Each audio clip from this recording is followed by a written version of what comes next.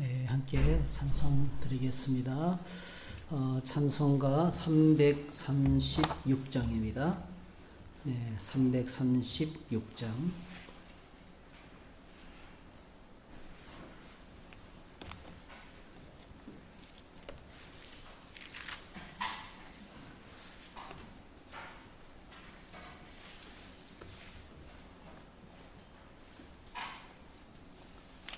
네, 336장.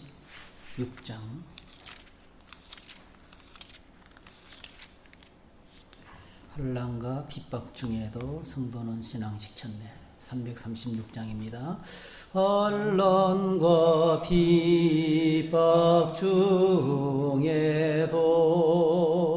성도는 신앙 지켰네. 이 신앙 생각할 때, 이 신앙 생각할 때 기쁨이 충만하도다. 기쁨이 충만하도다.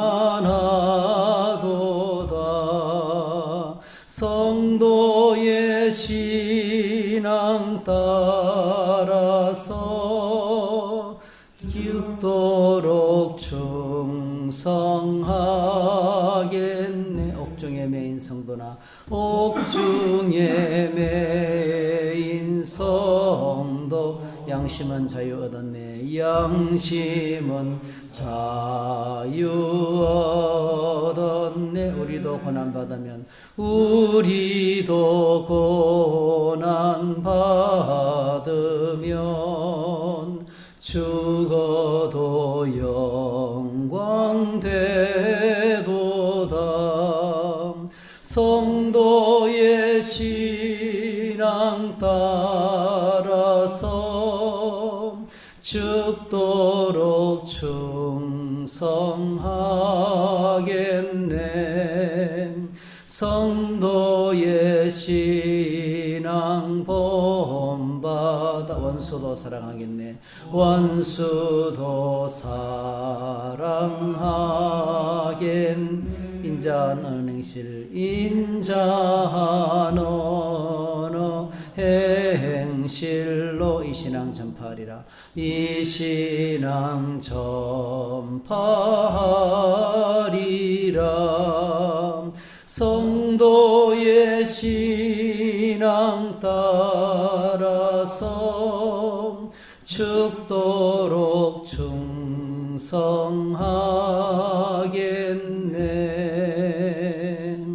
아멘.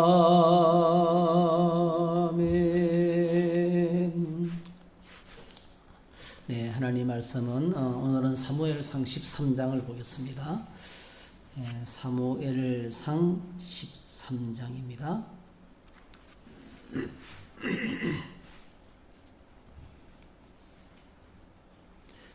426페이지 전입니다. 사무엘상 13장 오늘 1절부터 23절까지 보겠습니다.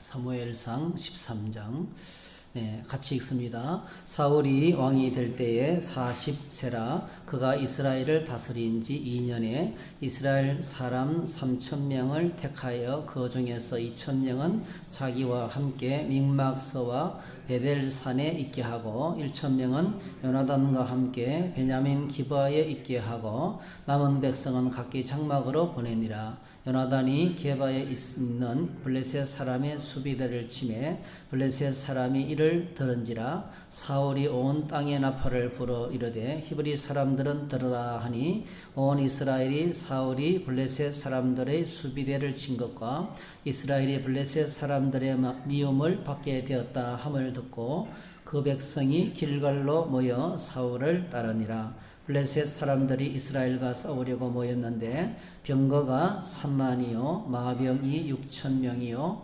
백성은 해변의 모래같이 많더라.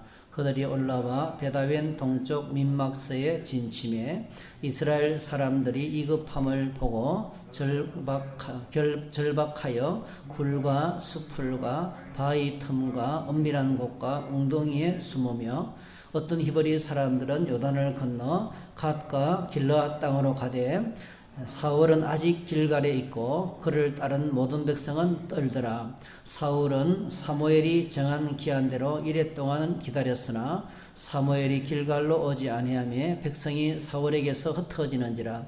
사울이 이르되 번제와 화목제물을 이리로 가져오라 하여 번제를 드렸더니 번제 드리기를 마치자 사무엘이 온지라. 사울이 나가 맞으며 무난하매 사무엘이 이르되 왕이 행하신 것이 무엇이냐 하니 사울이 이르되 백성은 내게서 터지고 당신은 정한 날 안에 오지 아니하고 블레셋 사람은 믹막서에 모였음을 내가 보았으므로 이에 내가 이르기를 블레셋 사람들이 나를 치러 길갈로 내려오겠거늘 내가 여호와께 은혜를 간구하지 못하였다 하고 부득이하여 번제를 드렸나이다 하니라. 사무엘이 사울에게 이르되 왕이 망령되이 행하였도다.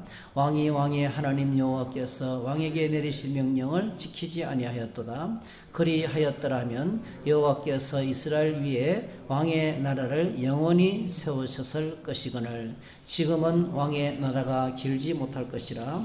여호와께서 왕에게 명령하신 바를 왕이 지키지 아니하였으므로 여호와께서 그의 마음에 맞는 사람을 구하여 여호와께서 그를 그의 백성의 지도자로 삼으셨느니라 하고 사무엘이 일어나 길갈에서 떠나 베냐민 기브아로 올라가니라. 사울이 자기와 함께한 백성의 수를 세어보니 600명 가량이라. 사울과 그의 아들 요나단과 그들과 함께한 백성은 베냐민 게바에 있고 블레셋 사람들은 민막서에 진쳤더니 노략군들이 세대로 블레셋 사람들의 진영에서 나와서 한 대는 오브라 길로 따라서 수알 땅에 이르렀고 한 대는 베드론 길로 향하였고 한 대는 광야 쪽으로 스보임 골짜기가 내려다 보이는 지역길로 향하였더라.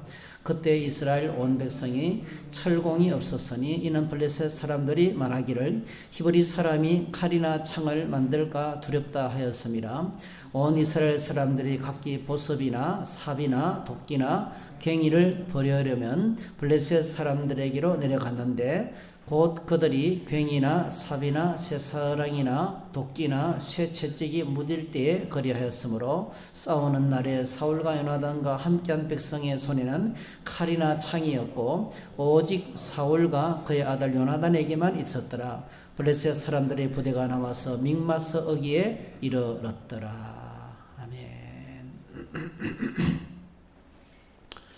네, 오늘은 저희들이 이 사무엘상 13장을 통해서 이 사울 왕에 대한 것을 좀 묵상하면서 우리를 좀 돌아보는 시간을 가졌으면 좋겠습니다. 성경을 기록한 최고의 목적은 내 자신을 말씀 속에서 이제 다시 한 번 더 이렇게 조명해보는 것이 가장 중요합니다. 성경은 끝없이 우리에게 경고하고 또 우리가 서 있을 자리를 말씀해주고 우리가 어디를 향해서 갈지를 지시하고 또 인도해주는 책입니다. 그래서 성경은 남을 위한 책이 아니고 우리 자신을 위한 책인데 오늘 이 13장을 통해서 특별히 사울의 모습을 통해서 우리 자신을 좀 돌아보는 시간을 가졌으면 좋겠습니다. 여러분 사무엘상 8장에 보면 8장에서 드디어 백성들이 사무엘이 이스라엘 백성을 선지자 겸 이제 사사죠, 사사. 사실은 실제적인 통치자가 사무엘입니다. 사무엘이 사사로서 이제 마지막 사사로서 섬기고 있는 그런 때에 사실은 사사로 이제 섬긴다는 것은 이스라엘에는 왕이 하나님이시죠. 네, 하나님이 실제적으로 왕이시고요. 그리고 사무엘은 이제 섬기는 일꾼으로 이렇게 사역을 하고 있었는데 백성들이 또 다른 왕을 요구했습니다. 왕이 있는데 다른 왕을 요구했습니다. 백성들이 요구하는 왕은 세상 왕이죠. 그래서 우리도 이웃 나라처럼 전쟁할 때 앞서서 싸우는 왕을 달라고 강력하게 요구했는데요. 하나님이 허락하십니다.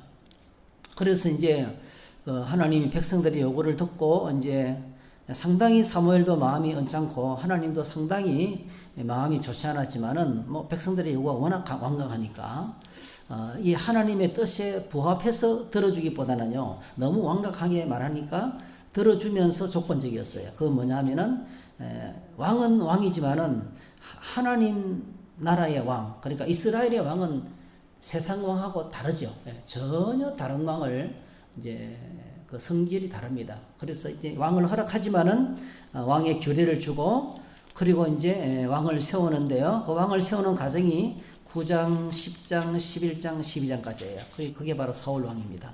사울 왕이 이제 드디어 사무엘을 통해서 사울에게 왕으로 기름 붓고 통치권을 맡기고 12장에서 사무엘이 물러납니다.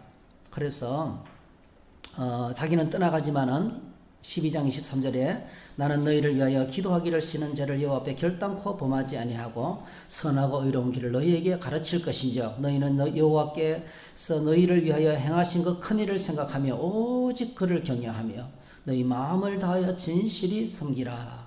만일 너희가 여전히 악을 행하면 너희와 너희 왕이 다 멸망하리라. 이게 마지막 이제 그 왕권을 통치권을 사울에게 위임하고 물러서면서 자신은 뒤에서 열심히 나라와 민족을 위해서 기도하겠다. 내가 기도하기를 싫은 죄를 결코 범하지 않겠다 하면서 물러납니다. 그리고 오늘 13장에서 이 사울 왕이 폐위됩니다. 폐위. 사울 왕을 향한 폐위 선언을 합니다. 14절에 보니까 지금은 왕의 나라가 길지 못할 것이라 이렇게 합니다. 여호와께서 왕에게 명령하신 바를 왕이 지키지 아니하였으므로 여호와께서 그의 마음에 맞는 사람을 구하여 다른 사람을 세우겠다는 거예요. 여호와께서 그를 그의 백성의 지도자로 삼으셨느니라. 하나님의 마음에 맞는 사람을 다시 세우겠다. 이런 이야기를 이제 오늘 본문에서 씁니다. 무슨 일이 있었는지 좀 살펴봐야 되겠죠. 이 13장에서 이제 상황이 전쟁이 벌어집니다. 블레셋이 쳐들어옵니다. 어떻게 쳐들어옵니까? 요나단이 건드렸어요. 블레셋 사람의 수비대를 쳤어요. 아들이, 사울의 아들. 그래서 이제 블레셋 사람이 5절에 보니까 싸우려고 모여왔는데, 이스라엘 사람들은 오늘 이제 본문에 보면 약 3,000명, 이스라엘이 사울 왕이 다스릴 때에 그때 이스라엘의 군대는 3,000명 좀 됐습니다. 3,000명. 근데 블레셋 사람들이 얼마나가 몰려왔냐면은 병거가 3만, 그 다음에 말 탄 사람이 마병이 6,000명, 그 다음에 군사들은 해변에 모래같이 많이 올라왔어요. 그래서 상황이 어떤 상황이 6절에 보니까 위급합니다. 위급하고 절박하다. 위급하고 절박했다. 근데 블레셋 사람들이 멀리서 서서히 진격해 오는 게 아니고요. 어디까지 왔냐면은 믹마스, 바로 코앞에요. 믹마스까지. 바로 코앞에까지 와 있는 거예요. 그러니까 얼마나 절박한지. 그래서 이게 6절에 보면 위급하고 절박했다. 6절에 보니까 백성들이 막 이걸 보고 숨었어요. 이게 수풀과 바위틈과 은밀한 곳과 웅덩이에 숨었다 했어요. 7절에 보니까 백성이 떨었습니다. 모든 백성은 벌벌벌 떨고 있었어요. 8절 백성이 드디어 뭐죠? 흩어졌습니다. 상황이 이렇게 된 거죠. 굉장히 긴박한 상황인데, 그런데 이제 선지자 사무엘이 오기로 했는데 오지 않는 거예요. 사무엘이 와야 명령이 내려야, 하나님께서 전쟁 명령을 내려야 전쟁을 시작하는데, 뭔가 작전을 시작하는데 기다려야 돼요. 기다리는 상황입니다. 얼마나 기다렸습니까? 여기 보니까 8절에 보니까 사울은 사무엘이 정한 기한대로 1회 동안을 기다렸다 했어요. 1회 동안을 기다렸어요. 7일, 하루 이틀을 기다린 게 아니고요. 7일이나 기다렸어요. 근데 사무엘이 안 오는 거예요. 사무엘이 시간을 끌고 있습니다. 하나님이 지금 사울에게 7일 동안의 시간을 끌고 있는 거예요. 그래서 사무엘이, 결국 사울이 참다가 못해서 이러다가는 완전히 끝장나겠다. 위기가 코앞에 닥쳤고 너무 당황스러운, 위급하고 절박하고 급하고, 백성들은 흩어지고, 이게 모래 같은, 해변에 모래 같은 많은 사람들이, 블레셋 군대가 구름대같이 몰려서 지금 바로 코앞에 있어요. 코앞에. 베다원 근처에 믹마스 바로 코앞이거든요. 멀리 있는 것도 아니에요. 그래서 결국 오늘 사울이 어떤 행동을 합니까? 9절에 보니까 사울이 이르되 번제와 화목제물을 가져오라. 그 번제를 딱 드렸습니다. 드렸더니 참 이게 이제 공교롭죠. 하나님께서 기다렸다는 듯이 그 시간에 사무엘이 나타난 거예요. 10절에 번제 드리기를 마치자 사무엘이 온지라. 그 사울이 나가서 사무엘을 맞이하면서 상황을 설명합니다. 7일을 당신을 기다렸다는 거예요. 상황을 설명하잖아요. 이렇게 해서 설명하는 이유가 뭐겠습니까? 내가 제사를 지낼 수밖에 없었는데 잘못했는데 잘못한 거는 분명한데 상황을 설명하는 참작을 해달라는 거죠. 정상을 참작해달라고 상황을 충분히 설명합니다. 그래서 이제 왕이 행하신 것이 무엇입니까? 이러니까 사울이 이제 백성은 흩어지고 당신은 정한 시간에 오지 않고 당신이 약속을 어겼다는 거예요. 내가 잘못했지만 당신도 잘못했다는 거예요. 그러면서 이제 그래서 내가 지냈습니다. 부득이 하여 12절에 내가 부득이 하여 번제를 드렸나이다. 그런데 이제 13절 14절에 나오는 이 선지자 사무엘을 통해서 하나님 주시는 메시지는 굉장히 엄격합니다. 왕이 망령되이 행하였도다. 왕이 망령되이 행하였도다. 왕이 하나님 여호와께 왕에게 내리신 명령을 지키지 아니했다. 그랬으면 왕의 나라가 오래 갔을 건데 13절 지금은 왕의 나라가 길지 못할 것이라. 여호와께서 왕에게 명령하신 바를 왕이 지키지 아니하였으므로 여호와께서 그의 마음에 맞는 사람을 구하여 여호와께서 그를 그의 백성의 지도자로 삼으셨느니라 하고 떠나버립니다. 가버립니다. 저희들이 이제 이걸 제가 읽으면서 황당하더라고요. 이게 어떻게 하나님 약속을 약속을 지키지 않은 것은 사무엘이 지키지 않았어요. 시간을 어겼어요. 그리고 7일 동안 기다렸습니다. 여러분 전쟁 상황에서 일주일을 기다리는 것은 굉장하거든요. 근데 하나님께서 뭐 때문에 무슨 이유로 도대체 사울이 잘못한 게 얼마나 심각하길래 사울에게 어떤 문제가 심각하길래 이렇게 바로 폐위 선언 같은 말을 하시는가? 사실 실질적인 폐위 선언을 나중에 이제 15장에서 아말렉과의 전투에서 진짜 순종이 제사보다 낫다 그래서 버림을 받지만은 사실 이미 여기서 하나님께서 결정을 하신 거예요. 사울을 폐위하기로 결정하신 거예요. 그리고 이제 이 엄청난 예언을 저주스러운 예언을 하고 사무엘이 떠나버립니다. 인간적으로 생각하면은 사울 입장이 100% 동의가 돼요. 저는 하나님 좀 너무하신 것 같아요. 아니 상황이 전쟁 상황인데 이런 상황에서 기다리다가 제사를 지냈는데 와서 하시는 말씀이 너 끝났다 이런 선언을 하고 있는 거거든요. 그 선언을 저희들이 제가 읽어보니까 그런 생각 같아요. 인간 이제 원인을 왜 그랬을까 생각할 때 여러 가지 이유를 들 수 있겠죠. 사울의 인내심의 부족 아니면 선을 넘었죠. 왕은 왕이지만은 선지자가 해야 될 일이 있고 자기가 해야 될 일이 있는데 이 선을 넘었어요. 선을 넘은 것들, 그죠? 선을 넘는 것이 교만이죠. 교만은 선을 넘는 거죠. 하나님의 자리를 내가 넘어가는 거죠. 항상 교만한 것. 또 어떤 걸까요? 여러 가지 겸손하지 못했던 것. 이런 것 사실 이런 것들은 인내심이 부족하고 교만한 것, 겸손하지 못한 이런 것들은요. 시간이 지나면서 훈련하면 돼요. 시간이 지나면서 훈련하면 얼마든지 인내심이 없는 사람도 인내심을 갖게 되고요. 그래서 단순하게 이런 성품이나 도덕적인 것이나 이런 것이 아니라는 생각이 드는 거죠. 왜 폐위를 했을까? 왜 이렇게 하나님께서 굉장히 엄하게 아예 그냥 사울의 설명이 정상 참작이 되지 않습니다. 그냥 하나님께서 일방통행 같아요. 이 대화가 안 됩니다. 그냥 소통이 전혀 없어요. 사무엘과 사울 사이 소통이 전혀 없어요. 그냥 선포하고 가버립니다. 왕의 나라가 길지 못할 것이라 딱 하고 가버려요. 이야기가 안 되는 거죠, 지금. 하나님께서 이미 버리기로 작정을 하신 것 같아요. 인간적으로 생각하면 굉장히 이제 이해가 안 되는데요. 영적으로 이제 하나님의 관점에서 생각하면 이해할 수 있는 고리를 저희들이 찾아야 될 것 같습니다.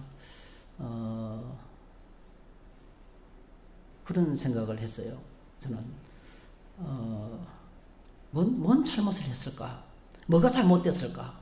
왜 이렇게 하셨을까를 이제 질문하면서, 이거는, 이스라엘의 왕은 세상 왕하고 다르구나를 일단 생각했습니다.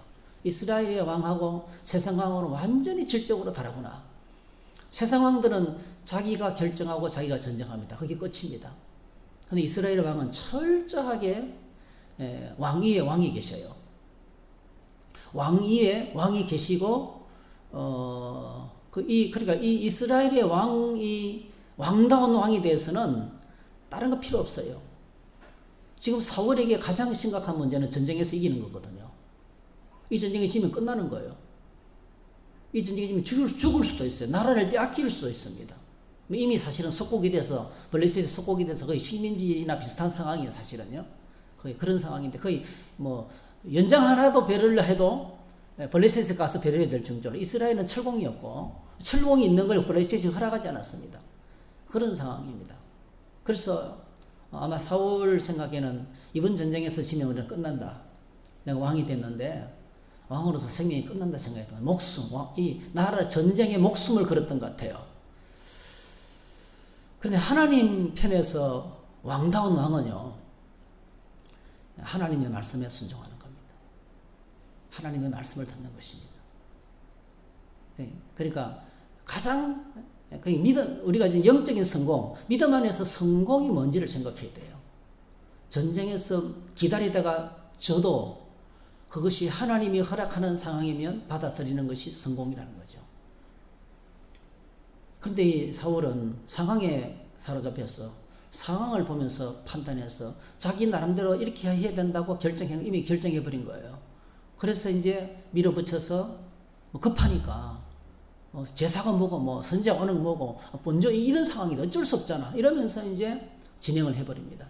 그러니까 이제 이 7일 동안의 기간을 가만히 생각해 보면 사실은 7일 동안 사울 편에서는 막 목이 빠지도록 기다렸지만요, 하나님 편에서는 사울 왕에게 시간을 준 거예요.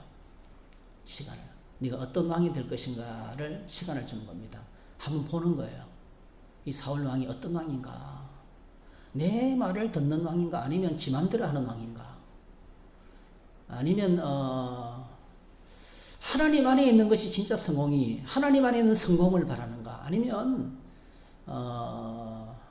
자기의 성공, 세상적인 성공을 성공이라고 생각하고 있는가? 우리 인생의 기초가 뭐고, 인생의 목적이 뭐고, 내 인생의 상황을 판단하는 기준이 뭔가? 이걸 묻는 시간을 7일 동안 준 거예요.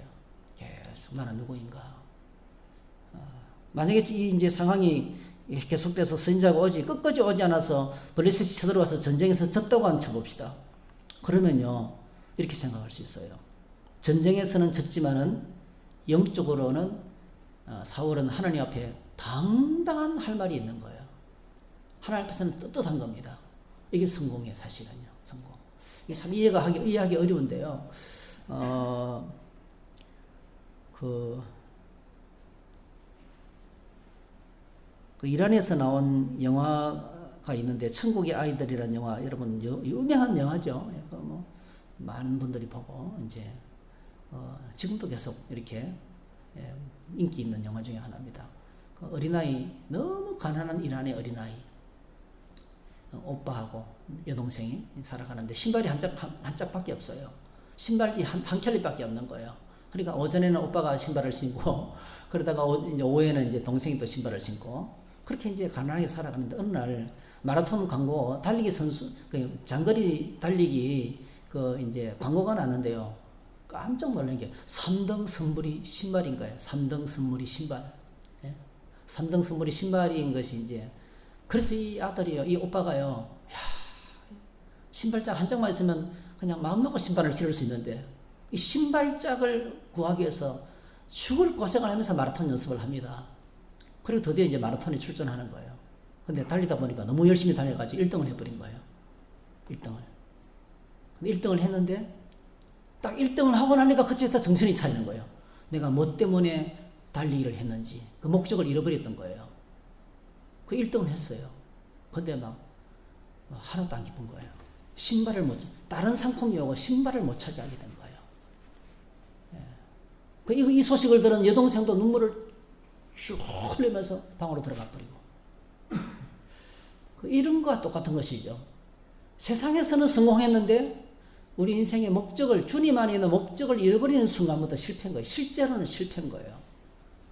진짜 성공이 뭐냐는 거죠. 진짜 성공이 뭐냐. 하나님 말씀 안에 있고 하나님 안에 있는 것이 성공인데 우리 인생의 목적을 잃어버리고 내 삶을 결정하는 기준을 잃어버리고 기초를 잃어버리면 사실 그게 실패거든요. 근데 내가 실패해도 주님 안에 있으면 늘 주님 안에 있으면 그게 세상의 상황에 전혀 영향을 잃지 않는다는 거죠. 이걸 참 이게 가슴 깊숙이 뼈저리게 이게 와닿기가 쉽지 않더라고요. 상당히 어렵습니다, 그것이. 거의 많은 사람들은 예수님을 믿어도 상황 따라 움직입니다. 요즘 대세를 보세요. 세상을 보세요. 요즘 다 돈이면 최고입니다. 네. 건강이 최고입니다. 돈이 최고입니까? 건강이 최고입니까? 다 죽을 건데요. 살다가 다 죽을 건데요. 우리 다 빈손으로 돌아갈 건데 그래도 최고입니까?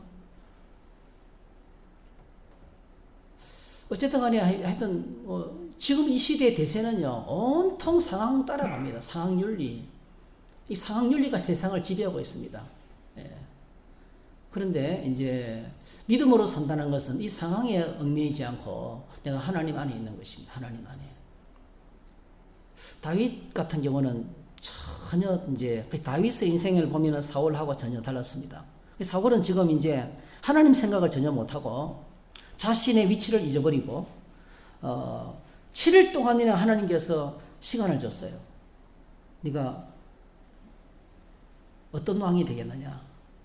너 인생의 기초가 무엇인가? 너를 향한 하나님의 뜻이 무엇인가? 이 전쟁을 통해서 하나님이 원하시는 게 뭘까? 그런 게 대한 고민. 그러니까 오만 생각이 다 들어올 거 아니에요. 정말 이 기다리는 시간은요, 나를 돌아보는 시간이에요. 기다리는 시간은 왜 오지 않을까? 왜 오지 않을까? 그러면서 나를 좀 돌아보는 시간을 하나님께서 시간을 많이 줬어요. 근데 그 많은 시간 동안요, 이 사울은 하나님에 대한 묵상보다는요, 상황의 노예가 돼가지고 하나님이 안 보이는 거예요. 하나님 편에서는 엄청나게 오랫동안 기다리고 있는 거예요. 사울이 정말 그 중심을 하나님께로 향하고 하나님의 뜻을 묻고 기다리면서 하나님 전쟁에서 이기고 지는 것은 중요하지 않습니다. 나는 하나님 안에서 하나님 뜻대로 움직이는 하나님이 기뻐하시는 왕이 되겠습니다. 하나님이 하나님께서 말씀하시지 않으면 한 발짝도 움직이지 않겠습니다. 철저하게 말씀을 듣겠습니다. 그러면서 기다렸다면 문제가 되지 않았을 거예요. 근데 그게 참 그런 믿음으로 가기가 결코 쉽지 않습니다. 거의 대부분의 많은 사람은 상황에 따라 움직이기 쉽습니다. 그런데 다윗 같은 경우에는요, 다윗은 완전히 다르더라고요. 사울왕은 40대의 왕이 됐지만 다윗은 20대의 왕이 됐거든요. 그리고 정확하게 12년 동안 왕으로 기름 붓고 난 다음에 12년 동안 사울 온갖 오해와 누명을 뒤집으시고 사울 왕에게 그 사위죠. 장인어른이죠. 장인어른한테 쫓기는 몸이 되었어요. 끝없이 계속 이스라엘의 군대에 쫓기는 도망자 신세가 되었습니다.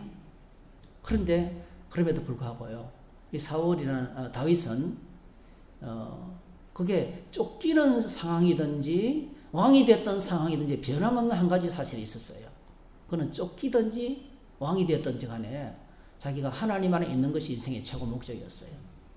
그래서 유명한 고백을 하잖아요. 시편 23편이니까 여호와는 나의 목자시니. 그 목자란 말이 사실 나의 아버지란 뜻입니다.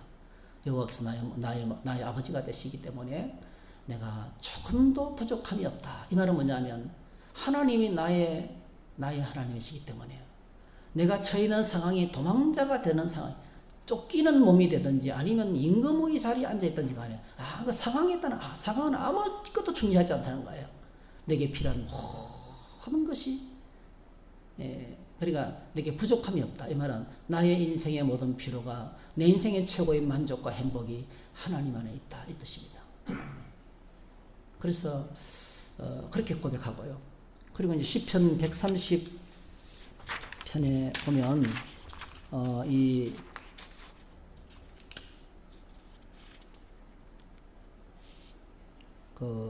다윗이 지은 시를 고백하는데요. 다윗의 시라고 이제 적혀 있는 시인데 이런 시가 있습니다. 여호와여 내 마음이 교만하지 아니하고 내 눈이 오만하지 아니하며 내가 큰 일과 감당하지 못할 놀라운 일을 하려고 힘쓰지 아니하나이다. 이거는 사실은 부끄러운 고백이죠. 교만하고 오만하고 큰 일을 하고 그 다음에 어떤 위기를 만났을 때 상당히 마음이 불편했다는 거예요. 우리가 믿음으로 살면서도 이런 일을 세상 환경에 영향을 받습니다. 이런 상황을 만나고 저런 상황을 만나면 우리가 마음이 흔들리고 평안이 사라지고 그리고 어느덧 나도 모르게 교만하게 되고요. 어느덧 환경의 노예가 될 때가 많습니다. 우쭐하기도 하고 기가 죽기도 하고. 그런데 이제 다윗이 정신을 바짝 차렸어요.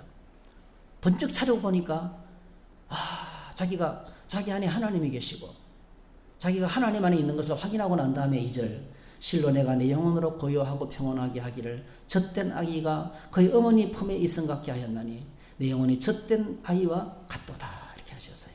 엄마 품에 안겨있는 평안함이 내 안에 너무 큰 은혜로 몰려온다는 거죠. 그리고 이제 이스라엘아 지금부터 영원까지 여호와를 바랄지어다. 하나님을 이렇게 좀 믿으라. 하나님을 이렇게 좀 믿었으면 좋겠다 하는 그런 이제 고백을 합니다. 여러분이 아시는 것처럼 다윗이 왕으로 기름 부음 받을 때 선지자 사무엘이 와가지고 했던 유명한 말이 있어요. 사람은 외모를 보지만 나는 중심을 본다 이렇게 하셨어요. 나 여호와는 중심을 본다. 하나님께서 지금 이 전쟁 상황을 통해서 뭘 보느냐 하면 그 껍데기 사울을 보는 게 아니고요. 그 사울의 중심을 보는 거예요. 정말 사울이라는 인생의 기초가 뭐냐? 사울이라는 어떤 사건이 터지고 문제가 터지면요, 우리는 현상만 보지만 하나님의 중심을 봐요. 이 사람 중심에 뭐가 있는가 이거? 인생의 목적이 바로 되어 있는가? 기준이 뭔가? 온통 기준이 세상적인 것인가 아니면 말씀이 그 안에 기준이 되고 있는가? 이걸 하나님께서 보시는 거예요. 하나님께서 이제 그래서 사울 왕이 기다리지 못하고 제사를 지내버렸는데요. 이걸 보고 깨달았어요. 하나님께서 이게 이 사울이라는 인간은 근본적으로 시작과 기초가 잘못되어 있구나. 윤리적이고 도덕적인 것이 아니에요. 인내심이 부족하면 인내심을 키울 수 있어요. 교만하면 겸손하게 할 수 있어요. 그런 차원이 아니고요. 그런 차원이 아니고 이건 근본적으로 이 자리에 있을 사람이 아니구나. 근본적으로 기초가 잘못됐구나. 인생의 목적이 잘못됐구나. 이게 완전히 새로워져야 되구나 하는 그런 이제 그래서 하나님께서 사울에게 이제 사무엘에게 와가지고 사울이 상황을 설명하는데도 불구하고 전혀 듣지 않습니다. 안 듣고 그냥 일방적으로 폐위 선언과 같은 말을 하고 떠나버린 겁니다. 그래서 오늘 저희들이 이 하나님을 모시고 믿음으로 살아가는 것이 무엇인지를 좀 다시 한번 좀 생각을 해야 되겠습니다. 이거는 사실은 왕으로서 묻는 거지만 우리를 향해서는 하는 그런 질문을 하는 것 같아요. 너의 인생이 사실 예수님을 딱 믿을 때 우리가 막 감격하고 막 행복해하고요. 기쁨이 막 감당할 수 있는 기쁨이 몰려오는데 왜냐하면 지금까지 인생이 이런 거라고 생각했는데 예수님을 발견하고 주님 안에 하나님의 모든 복이 있다는 것을 발견하는 거죠. 그 질그릇 가운데 있는 보화를 발견하는 거죠. 그리고 이제 비로소 인생의 목적이 새로운 목적을 발견하는 거예요. 이렇게 살아가는 것이 진짜 행복이구나. 인생의 목적을 새롭게 발견하는 순간이 그리스도인이 되는 순간입니다. 그리고 어떻게 살기로 결정합니까? 말씀 따라 살기로 결정합니다. 철저하게 하나님 안에 있는 것을 발견하기로 이제 그렇게 이제 우리는 시작을 했는데 진행하다 보면은 그 첫 목적과 의미와 삶의 기준은 다 사라지고 어느덧 상황의 노예가 되어가지고 이렇게 온 세상이 내 안에 다 들어와가지고 온 세상의 가치관과 세상 따라 흘러가고 있는 돈이 가장 중요하고 건강이 가장 중요하고 그걸 위해서는 모든 걸 다 방법을 가리지 않고 이렇게 세상 왕처럼 그렇게 살아가고 있는 모습들이 많이 있습니다. 근데 오늘 이제 7일 동안의 시간을 통해서 다시 한 번 더 오늘 이 사울의 기초를 점검하는 그런 시간을 가졌습니다. 그래서 오늘 저희들이 우리 어저께 저희들이 떡과 부스러기 이야기를 했지만요. 사실 같은 이야기입니다. 같은 이야기. 주님이 나 인생의 모든 것이고 이게 이제 이렇게 말하지만 사실은 이게 정말 절실하게 정말 주님만이 내 인생의 전부입니다. 그래도 우리 한쪽에서는 아닙니다. 돈도 있어야 되고요. 건강도 있어야 되고요. 앞으로 살 것도 다 준비가 돼야 되고요. 그래야 우리는 안심합니다. 이렇게 사실은 주님이 내 인생의 전부입니다 말하면서도 한쪽에서는 하나님 그거는요, 반 정도는 동의를 하지만은 반은 안 그렇습니다. 건강도 중요하고 다 이렇게 이런 것들을 다 우리는 주장하는 거예요. 근데 누군가 그랬어요. 하나님이 세상을 이처럼 사랑하사 독생자를 주셨으니 이는 그를 믿는 자마다 멸망치 않고 영생을 얻게 하시며, 하나님이 정말 나를 사랑하셔서 독생자를 주셨는데요. 여러분, 하나님께서 나를 사랑하셔서 나에게 새 생명을 주시고 정말 행복을 주시기 위해서 자신의 아들을 주셨는데, 그거는 어떤 행위냐면요, 하나님께서 우리에게 주실 수 있는 걸 전부 다 줬다는 뜻이에요. 하늘에 속한 모든 신령한 복을 이미 다 주신 거예요. 구원을 다 주신 겁니다. 하나님 안에 모든 복이 다 있어요. 하나님 안에 온 세계가 다 있어요. 온 세상의 주인이 하나님이시기 때문에, 하나님이 자신을 우리에게 다 주셨기 때문에 이미 더 받을 게 없어요. 그래서 누군가 그렇게 말했어요. 예수 믿는 사람들은 이미 하나님께로부터 받을 걸 다 받았다. 더 받을 게 없는 사람이다. 그럼 어떻게 살아야 되느냐? 자신의 전부를 내게 주신, 이미 전부를 다 주신 하나님, 우리에게 제사함과 의롭다함과 하나님의 아들됨과 영생과 영원한 천국까지 이미 다 주셨어요. 더 받을 게 없어요. 그러면 자신에게 전부를 주신 그 하나님을 향해서 이제는 뭐죠? 그 주님 안에서 살아가는 것만 남았다. 갈라디아서 2장 10절에 사도 바울이 고백했잖아요. 내가 그리스도와 함께 십자가에 못 박혔나니 그런즉 이제는 내가 사는 것이 아니요 오직 내 안에 그리스도께서 사시는 것이라. 이제 내가 육체 가운데 사는 것은 나를 사랑하사 나를 위하여 자기 자신을 버리신 하나님의 아들을 믿는 믿음 안에서 사는 것이라. 이렇게 했습니다. 그래서 오늘 저희들이 이 7일간 세븐데이즈, 이 7일 동안에 하나님이 사울에게 던졌던 질문을 말씀을 읽고 기도할 때마다 계속 우리가 다시 또 처음을 회복하고 다시 궤도를 수정하고, 이거 내가 지금 엉뚱한 데로 가고 있구나. 내가 또 하나님 아닌 걸 다른 걸 붙들고 있구나. 또 하나님 밖의 걸 붙들고 있구나. 이러면서 수정을 하면서 새로워지고 다시 돌아가고 새로워지고 다시 돌아가고. 이 말씀이 우리에게, 말씀과 기도가 다시 한 번 더 뭐죠? 부스러기를 이게 부스러기야. 이건 떡이야. 예. 뭐가 부스러기고 무엇이 떡이고, 뭐가 하나님께서 내가 판단하고 행동하는 모든 기준이 뭔지를 다시 한 번 더 체크하고, 내 인생의 목적이 뭔지 다시 한번 체크하고 점검하고, 이런 시간, 새로워지는 시간을 가지는 이 7일간의 시간이 오늘 저희들의 삶의 모든 순간에 점검되어야 될 것이라는 겁니다. 그래서 오늘 서울왕도 똑같지만 우리도 똑같습니다. 매일 하나님을 나의 왕으로 모시고 살아야 됩니다. 매일 하나님을 나의 왕으로 모시고 살아야 됩니다. 모든 상황에서, 아무리 상황이 급하게도 이 상황 속에서 왕이신 하나님께서 나에게 뭘 원하시는가? 내가 판단하고 내가 결정하는 것이 아니고요, 왕이신 하나님이 나에게 뭘 원하시는가? 그걸 묻고 믿음으로 살아가는, 이것이 우리 삶의 숙제고, 만약에 이제 이게 안 되면 하나님과 동행이 안 되죠. 하나님 아모스 3장에 두 사람이 마음이 서로 의협하지 않고 어떻게 동행을 할 수 있겠느냐 이렇게 했는데요. 그 주님과의 동행은 바로 그런 겁니다. 끝없이 왕이신 하나님께 말씀을 듣고 또 인생을 수정하고 명령을 기다리고 그 뜻을 따라서 살아가는, 실패할 것 같아도 그게 성공입니다. 그래서 우리가 이 믿음으로 살면, 이렇게 믿음으로 살면, 왕이신 하나님을 모시고 살면 엄청난 역사가 나타납니다. 그게 이제 다윗의 인생을 통해서 이제 주어진 일이죠. 예를 들면 400년 동안 예루살렘 성, 여부스 족속의 견고한 진지였어요. 아무도 그 땅을 정복하지 못했어요. 가나안 땅을 정복했지만 400년 동안 정복하지 못했어요. 근데 여러분 아시잖아요. 다윗이 하루 만에 딱 정복해버립니다. 그게 믿음의 계력이죠. 믿음의 계력. 하나님이 하시는 것입니다. 모든 전쟁. 그래서 다윗의 전쟁은 딱 똑같습니다. 하나님의 작전 명령이 내려져야 움직입니다. 철저하게. 그래서 다윗은 모든 전쟁에서 승리하는데요, 자기의 군사력과 힘으로 이긴 것은 한 번도 없었습니다. 100% 하나님이 지십니다. 그래서 오늘 저희들이 우리의 삶이 정말 주님 안에서 진정한 성공은 다른 게 아니고요, 어떤 상황이 있든지 왕이신 하나님의 결재, 왕이신 하나님의 명령, 그 말씀에 심부름꾼으로 살아가는 이것이 진정한 믿음의 성공이다 하는 것을 다시 한번 생각하면서 그렇게 믿음으로 매일매일 살아가는 저와 여러분 되시기를 주의 이름으로 축복합니다. 할렐루야. 네, 함께 우리 찬송하고 기도하는 시간을 가지겠습니다. 오늘 제가 이 말씀을 묵상하면서 491장을 좀 찬양하고 싶었습니다. 네, 함께 저 높은 곳을 향하여 찬양 드리고 기도하는 시간을 가지겠습니다. 네, 491장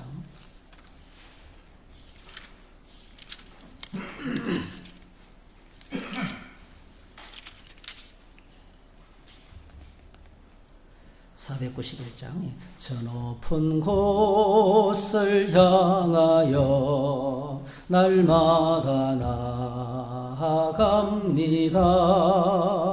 내 뜻과 정성 모아서 날마다 기도합니다. 내 주여 내 맘 붙드사 그곳에 있게 하소서.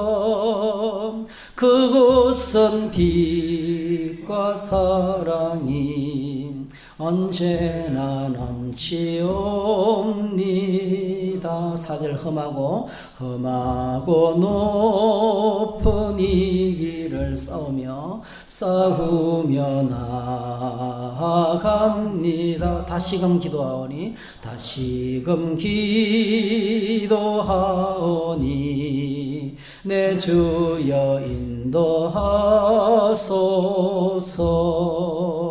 내 주여 내 맘 붙드사 그곳에 있게 하소서. 그곳은 빛과 사랑이 언제나 넘치옵니다.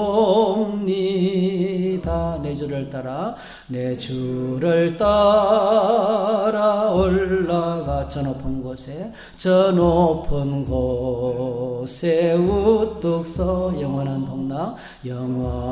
복락 누리며 즐거운 노래 부르리. 내 주여 내 맘 붙드사 그곳에 있게 하소서. 그곳은 빛과 사랑이 언제나 넘치옵니다.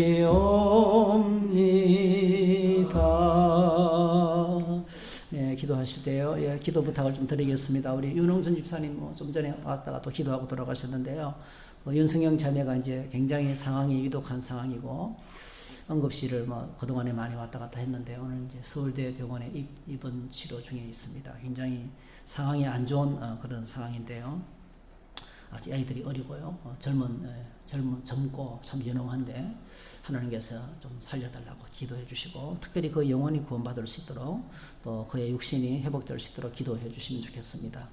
여러 우리 몸이 아픈 분들이 많이 있는데 기도해 주시고요. 또 코로나 상황이 점점점 우리 청주남에 2단계가 이제 선포된 것 같습니다. 네, 그래서 코로나 상황 하나님께서 진정시켜 주시고 또 우리 교회 성도들을 지켜달라고 기도해 주시고 그리고 오늘 저희들이 말씀 좀 붙들고 하나님 안에 늘 머물게 해달라고 주님 안에 늘 머무는 인생이 되게 해달라고 어떤 상황이든지 세상 성공 환경이 중요하지 않고 하나님 안에 있는 내가 처한 모든 상황에서 주님 안에서 주님을 왕으로 모시고 그렇게 매일매일 승리하며 성공하며 주님 안에 있는 성공을 누리며 우리가 살아가게 해달라고 이 말씀을 좀 붙들고 기도하는 시간을 가졌으면 좋겠습니다. 우리 주여 한번 부르고 통성으로 기도하시다가 자유롭게 돌아가시겠습니다. 주여